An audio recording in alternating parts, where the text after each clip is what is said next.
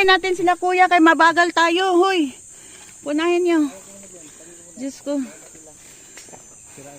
Baka mahawaan natin sila sa ano natin. Pagod. Hoy, dapat may tungkod tayo. Ganyan sa kanya, oh. Napatapon ni Tito. Ha? Pinatapon niya? Wala sa ayos si Tito talaga. Hoy, tingnan nyo na lang yung view dyan. Huwag nyo nang tingnan yung aming mga mukha dahil wala na. Wala nang ano to. Yung mga nyug po na yan, kinakap din yan. Ha? Kinakap din to? Graling, no? Ayan, oh. Alam nyo guys, ayan yung dinaanan namin, oh. Diyos ko po. Ayan, may umaakyat pa, oh. Ibang grupo. Ayan. Ayan. Dapat may tungkod din tayo pala. Meron pa akong dala dito isa. Kung gusto nyo magtungkod. Saan? Pahiram nga rin.